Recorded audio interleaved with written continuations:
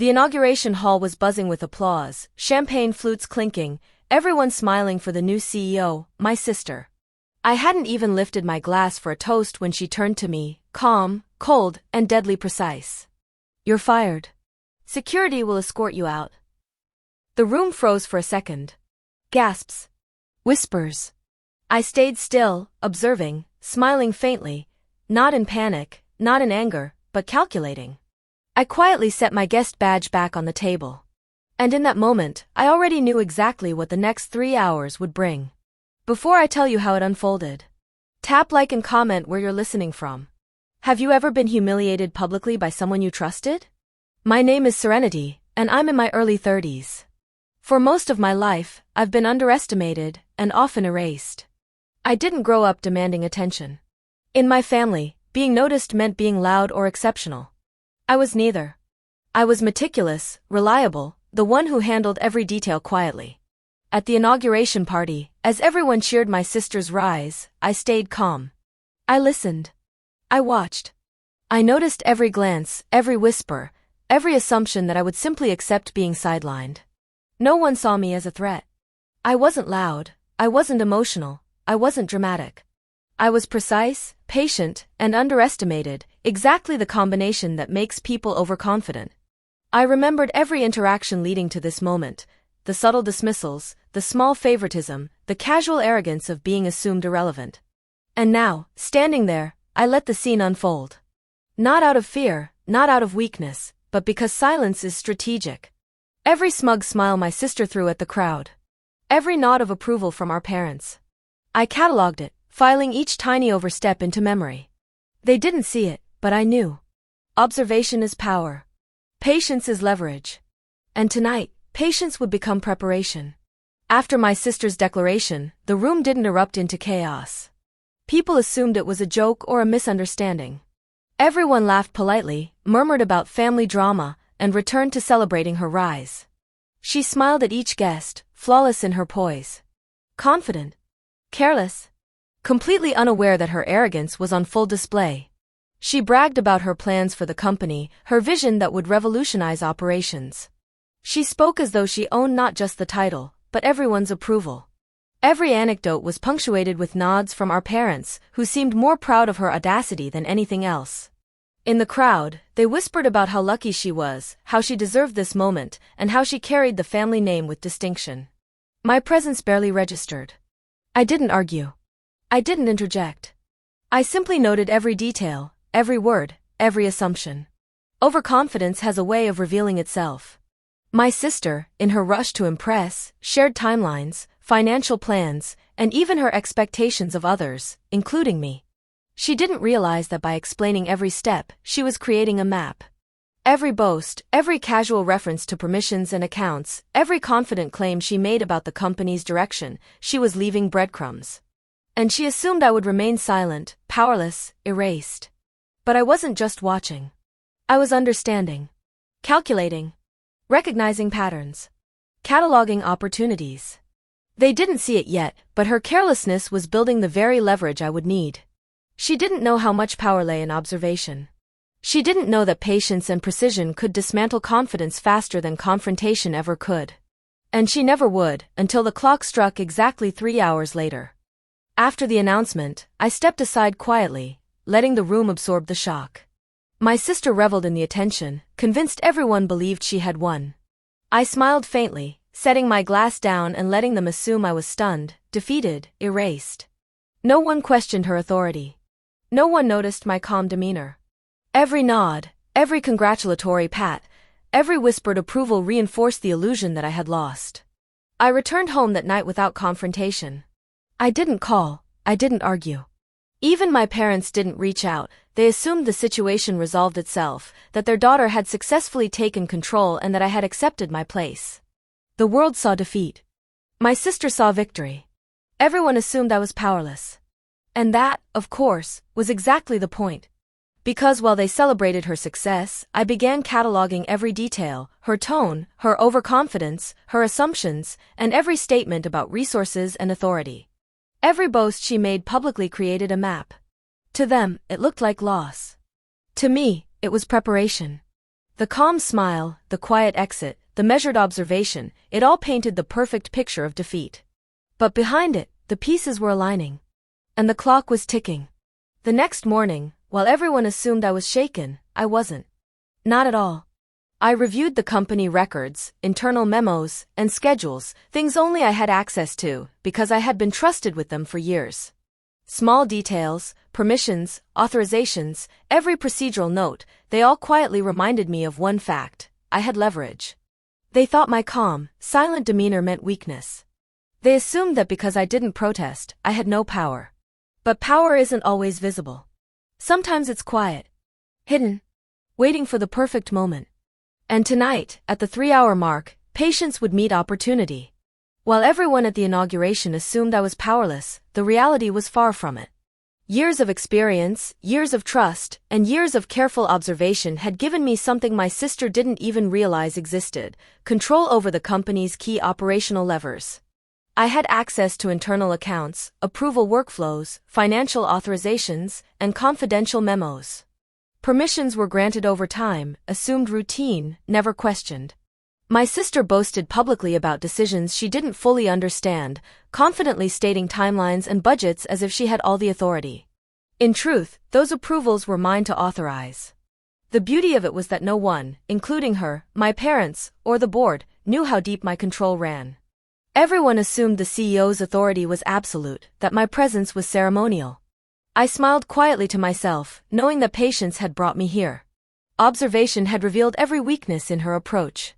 And the overconfidence she displayed in front of everyone, every boast, every timeline, every casual claim about permissions, had documented itself publicly and internally. This was my leverage. Not loud. Not aggressive. Not confrontational. Just absolute, undeniable, and completely untraceable until I chose to reveal it. By the time the 3-hour mark arrived, the board would meet as I had subtly orchestrated.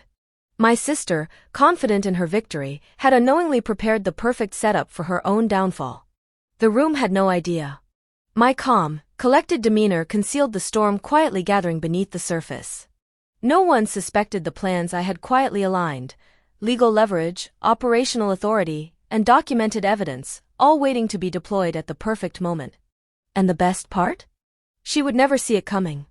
Because the strongest power isn't announced, it's exercised quietly, invisibly, and perfectly timed. The hours between the announcement and the board meeting felt surreal. Everyone assumed I was shaken, stunned, perhaps even defeated.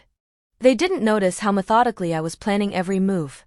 I reviewed the company's digital records, tracing every transaction, approval, and memo. Permissions that my sister had assumed she controlled were actually under my name. Budgets she bragged about manipulating were tied to my authorizations. Every boast she had made publicly, every claim of command she uttered, had quietly created a roadmap for me to follow. I started drafting my statements for the board meeting. Carefully worded, legally precise, leaving no room for misinterpretation. I prepared documentation highlighting where authority rested and how actions could only be valid with my approval. Every step was calm, logical, and entirely invisible to those around me. Simultaneously, I ensured that my sister remained unaware of the trap forming around her. She continued to celebrate, continued to boast, continued to assume she had conquered the room. My parents assumed their favorite had everything under control. Meanwhile, I coordinated quietly with a few board members I had long-standing relationships with. I didn't ask for loyalty. I only ensured awareness. They were simply witnesses, observers who would see the truth unfold. The beauty of this plan wasn't aggression. It wasn't revenge for the sake of anger. It was precision, timing, patience, observation. The perfect combination that would leave the room stunned when the truth emerged. And when the clock struck exactly 3 hours from her cold "you're fired" declaration, every piece would fall into place. The tables would turn, not through confrontation or argument, but through undeniable authority and carefully documented facts. By the time she realized what was happening, it would be too late. The power she thought she held would be revealed as illusion. And I would remain calm, composed, and completely untouchable. The board meeting room was immaculate, quiet, every seat perfectly aligned. My sister walked in, radiant in confidence, expecting to solidify her power.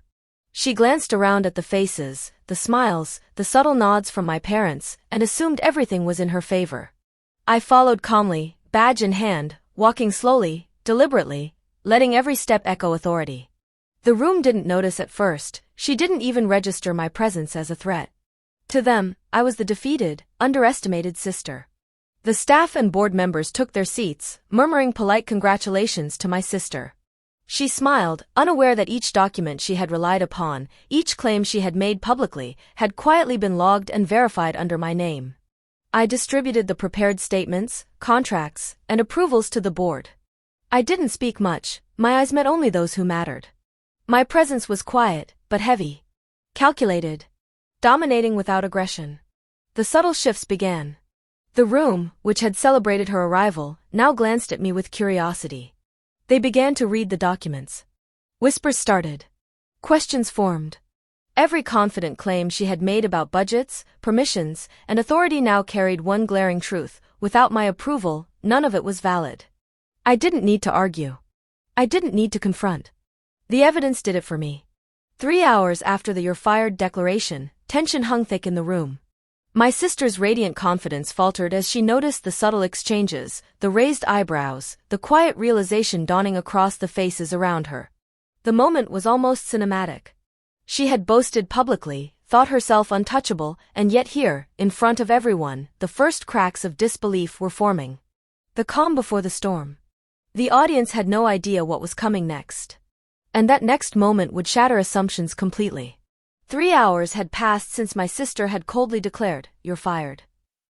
The room was tense now, every board member flipping through the documents I had quietly prepared. My calm exterior hid the storm beneath, and the storm was ready to strike. I stood at the front, badge in hand, and spoke softly, deliberately, letting every word land like precise, invisible punches. "Tell Mom and Dad the board will meet in 3 hours. Until then, let's clarify who holds authority over these decisions." The room froze. My sister's confident smile faltered. Every boast she had made publicly, every claim of power, every assumption that she controlled budgets, contracts, and permissions, every one of them had been meticulously verified under my authority. Board members exchanged glances, whispering, questioning, cross-referencing. The approvals she assumed were hers weren't. The financial allocations she took credit for weren't valid without my authorization. And every casual timeline she had bragged about had been quietly rendered irrelevant. She stuttered, searching for a response. The staff shifted uncomfortably. The parents, seated in silent shock, could barely comprehend what was unfolding before their eyes. I didn't shout. I didn't argue. I didn't even raise my voice.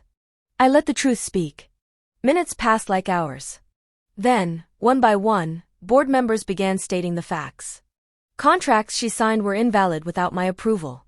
Budgets she allocated had been temporarily frozen pending my authorization.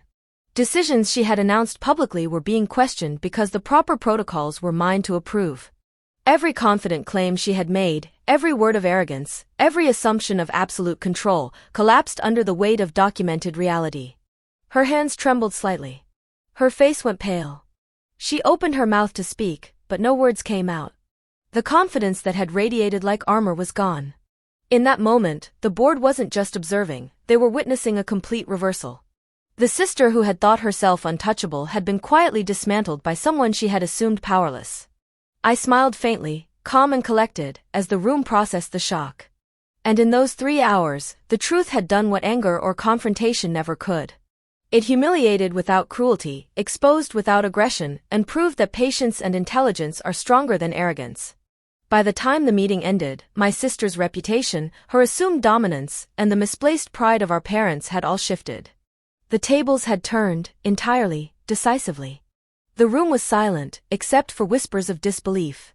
And in that silence, my victory was complete, quiet, clean, and absolute. The room had gone silent. My sister's confidence had evaporated completely. The board members who had applauded her just hours ago now questioned her every move. She tried to speak, to regain control, but the evidence was undeniable. Every claim she had made, every assumption of authority, had collapsed. Permissions, approvals, budgets, none of it was hers to claim. Her face turned red with frustration and disbelief. Her hands fumbled over documents that no longer gave her power. The room, which had cheered her moments ago, now looked at her with skepticism. Even my parents, usually quick to defend her, couldn't hide their surprise. The pride they had publicly expressed now shifted into stunned silence. Every boast, every brag, every smile she had worn at the inauguration party had backfired. I stayed calm, collected, letting the quiet humiliation speak for itself. I didn't need to mock, shout, or argue. My victory wasn't cruel, it was absolute. By the end of the meeting, the board had officially recognized the authority and approvals under my name. My sister's brief reign of assumed power had ended. And everyone realized one thing: arrogance, overconfidence, and carelessness can dismantle themselves when met with patience, intelligence, and strategy. The collapse was public, undeniable, and irreversible. After the board meeting, I walked out calmly, badge in hand, without a word. No celebration, no gloating, just quiet satisfaction. My sister avoided my gaze, her arrogance replaced by disbelief and regret. My parents looked on, finally realizing the weight of patience and intelligence. I didn't need to explain myself. The truth had spoken. The victory wasn't loud, it was absolute, legal, and undeniable. Sometimes, power doesn't need confrontation. Sometimes, silence, observation, and patience create the loudest impact. And as I left the building, I carried nothing but calm. No anger. No resentment. Just the quiet knowledge that respect, diligence, and intelligence always prevail. The lesson was simple: arrogance self-destructs, patience rewards, and true victory needs no theatrics.